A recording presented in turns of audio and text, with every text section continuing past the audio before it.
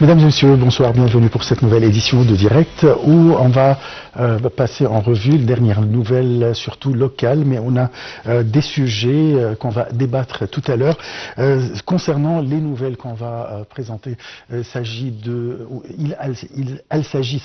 des activités présidentielles ainsi que d'un événement qui s'est passé en Égypte ou qui s'est déroulé en Égypte, tel la formation ou le remaniement ministériel qui a eu lieu aujourd'hui avec l'approbation du Parlement égyptien. Et notre débat principal sera sur les relations Égypte-Union européenne dans les divers domaines, notamment dans les énergies renouvelables. On commence avec le président Abdel Fattah el-Sisi qui a présidé par visioconférence la 43e réunion du comité de pilotage du NEPAD. À cette occasion, le président a félicité le président angolais João Lourenço pour sa nomination président du comité. Le président a également souligné l'importance du renforcement de la coopération africaine en matière de développement.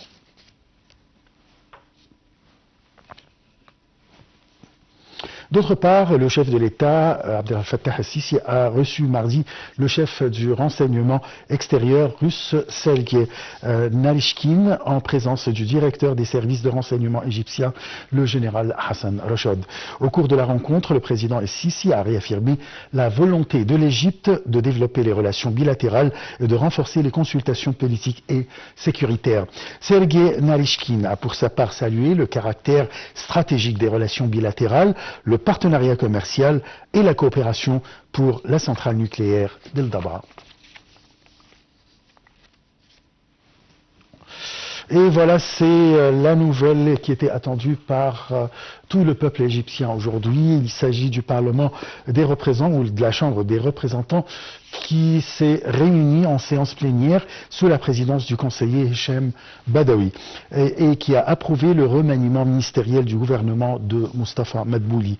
En ouverture de la séance, le président de la Chambre des représentants a lu le discours du président de la République relatif à ce remaniement et a annoncé les noms de nouveaux ministres qui ont ensuite été soumis au vote et ont reçu la confiance de la Chambre. Les ministres nommés sont Hassan Mohamed Ahmed Aïssa, vice-premier ministre chargé des affaires économiques, Khaled Abdelghaffar, ministre de la Santé, Kamel Al-Wazir, ministre des Transports, Manel Awad Mikhaïl, ministre du Développement local et de l'Environnement, Badr Abdelati, qui reste toujours ministre des Affaires étrangères, Mohamed Farid Mohamed, ministre de l'Investissement et du Commerce extérieur, Abdelaziz Qanouch, ministre de l'Enseignement supérieur et de la Recherche scientifique, et enfin Randa El-Mishawi, ministre du Logement, des Services publics et des collectivités urbaines.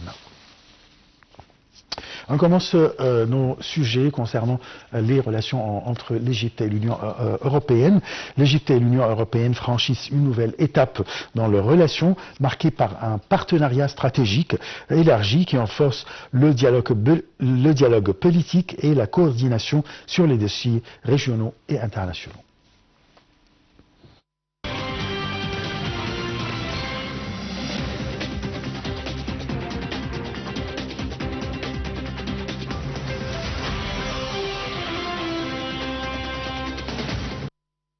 Les relations entre l'Égypte et l'Union européenne ont connu au cours des derniers mois une évolution qualitative notable marquée par le passage d'un cadre de coopération traditionnel à un véritable partenariat stratégique global. Cette dynamique s'est traduite par l'intensification des visites de haut niveau, la tenue de dialogues politiques réguliers et un élargissement des domaines de coopération, reflétant une convergence croissante des visions sur plusieurs dossiers régionaux et internationaux d'intérêt commun.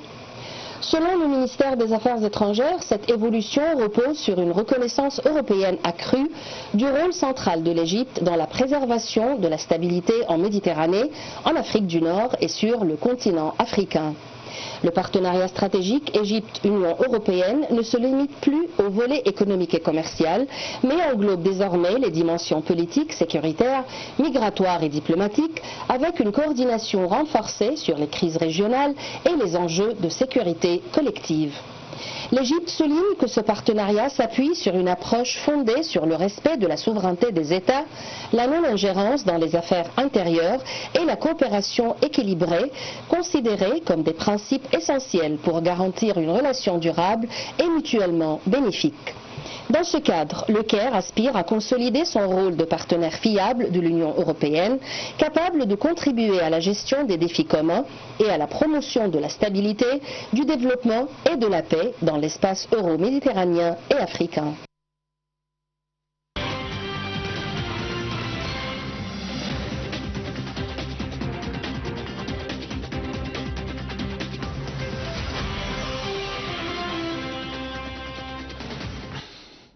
Et pour aborder ce sujet, tel le partenariat stratégique entre l'Union européenne et l'Égypte, nous avons le plaisir d'accueillir au bout du fil Monsieur Yousser Abdelkader. Vous êtes journaliste, résident en Belgique.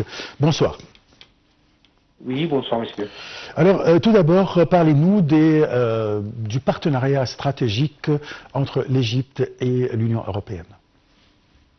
En fait, l'objectif principal de ce partenariat, c'est stratégique, bien sûr, c'est pour savoir les stabilités, pour surtout les sécurités sur toutes les régions méditerranéennes, européennes et africaines, bien sûr.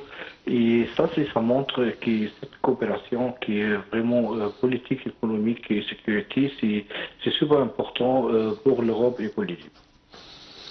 Parfait. Là, si on parle par exemple du domaine d'investissement entre les deux parties. Les investissements et dernièrement s'agrandir. On voit maintenant avec tous les efforts entre l'Europe et l'Égypte, comme l'Égypte il est vraiment pas fort dans l'infrarouge avec tous tout ce qui est vraiment dans le domaine des transports, dans le domaine des logistiques. L'Égypte est un partenaire fort pour savoir des bons partenariats entre l'Europe et l'Égypte. Et ça montre que l'Europe est super intéressant pour investir plus et plus en Égypte. Surtout l'Égypte c'est la porte de l'Afrique. L'Égypte est bien située. L'Égypte est toujours les bonnes places stables, surtout pour tout l'investissement. Là, concernant le domaine de l'énergie renouvelable ou l'énergie en général, on sait très bien. L'énergie renouvelable, c'est un bon domaine. Et l'Europe, ça cherche toujours les solutions, les nouveaux partenariats. Et comment voir comment l'Égypte il grandir dans ce domaine. C'est pas juste dans l'énergie renouvelable, mais aussi on voit l'énergie verte, tous les sortes d'énergie qui l'Europe il est vraiment besoin et c'est pour ça c'était vraiment un objectif principal pour voir ce partenariat stratégique et pour savoir plus d'énergie. Et l'Égypte il a déjà commencé d'emporter beaucoup d'énergie que l'Europe a besoin et ça montre que vraiment c'est en relation bien pour tout le monde. On voit ici aussi les gaz dans tout l'investissement, le développement durable, des reconstructions. Il y a beaucoup de choses qui s'étaient développées les derniers temps depuis les sommets. Surtout les sommets Égypte européens, et c'était à Bruxelles, et depuis là, il y avait plusieurs démarches, il y avait plusieurs réunions entre l'Union européenne et l'Égypte pour savoir les bons dialogues politiques et pour transformer tout ce qu'ils étaient d'accord pour réaliser cette démarche. Là, il y a une grande concordance entre l'Égypte et l'Union européenne, les pays de l'Union européenne en général, concernant les dossiers soit régionaux, soit internationaux, comme par exemple le Gaza, le Soudan, la Libye, l'Ukraine et la Russie, etc. Expliquez-nous. L'Égypte a beaucoup d'expérience dans tous les dossiers régionaux, comme vous avez dit, Gaza et Soudan et Libye. C'est les pays voisins. L'Égypte, vraiment, ça c'est dans le domaine de sécurité, bien sûr. Si on veut voir une région stable, ça va être beaucoup mieux pour ce partenariat égyptien et européen. C'est pour ça l'Europe et l'Union européenne, il est super intéressant toujours pour changer d'informations, pour savoir les visions de l'Égypte pour travailler avec l'Égypte dans les terrains, sur les terrains pour savoir meilleurs résultats, meilleure vision, pour savoir tous les stratégies dans l'avenir, comment on peut savoir surtout tous les dossiers de sécurité et de stabilité dans cette région. Si on parle précisément de la question palestinienne et la reconnaissance de la part de beaucoup de pays européens, surtout les grands pays européens, de la reconnaissance d'un État palestinien, alors comment on trouve une concordance entre les deux points de vue, entre l'Égypte et l'Union européenne sur ce point? C'est super intéressant parce qu'on se voit aussi l'Europe reconnaît beaucoup de pays européens dernièrement, surtout l'année passée, qu'il y avait plusieurs reconnaissances. On voit l'Espagne, la France, il y a beaucoup de pays vraiment européens qui reconnaissaient l'État palestinien et ça c'est grâce au travail de l'Égypte, comment l'Égypte a montré que c'est super important de reconnaître l'État palestinien pour savoir les bonnes solutions des deux États. Et ça, c'était vraiment, c'est la vision de l'Égypte tout le temps. Et l'Égypte, il a vraiment fait un grand effort pour montrer que c'est ça les solutions et c'est ça les bons résultats. Maintenant, on voit qu'après après le temps qui est passé, on voit maintenant comment beaucoup de pays européens étaient super intéressants pour commencer de reconnaître de l'État palestinien et c'est ça les bons résultats qu'on peut savoir sur le terrain. Parlez-nous des efforts déployés par l'Égypte pour arrêter ou bien mettre fin complètement à l'émigration clandestine des côtes égyptiennes, bien sûr. On peut dire que l'Égypte a fait un record concernant la durée où on a complètement arrêté ce phénomène des côtes égyptiennes.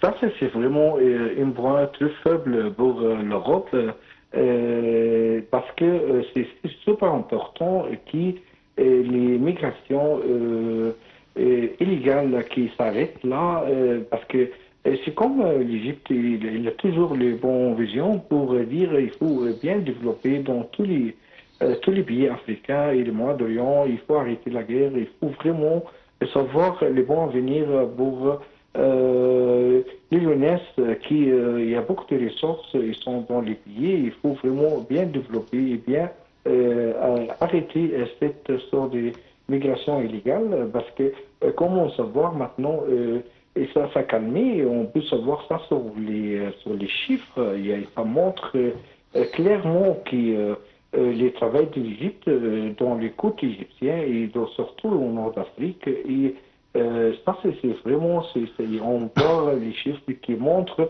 qu'il y a vraiment, c'est calmé, c'est diminué, comme avant. Avant, c'était les grandes crises, tout le monde est facile à passer les Méditerranéens pour aller en Europe et là-bas, et cherche des autres solutions, mais maintenant, l'Europe, ils savent très bien que la vision de l'Égypte dit voir en région stable, il faut arrêter cette vague d'immigration illégale et c'était très important pour l'Europe et c'est pour ça qu'ils ont travaillé dans ce partenariat pour voir c'est vrai, il y a toujours des migrations, mais ce sera dans l'immigration, dans les bons chemins, c'est l'immigration, ce sera dans légal, il faut pas perdre la vie des gens pour savoir aller en Europe et ça c'était aussi un point très humanitaire et c'était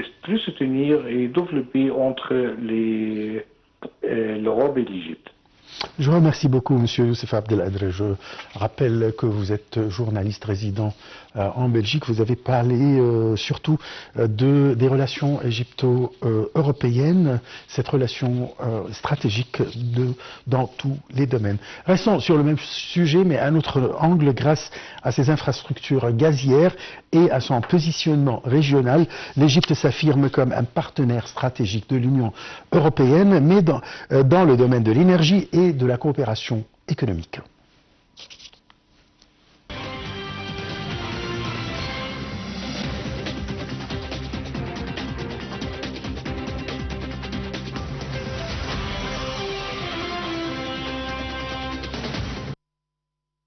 La coopération économique constitue l'un des piliers essentiels du partenariat stratégique entre l'Égypte et l'Union européenne, avec un accent croissant sur le secteur de l'énergie, devenu un axe central des relations bilatérales.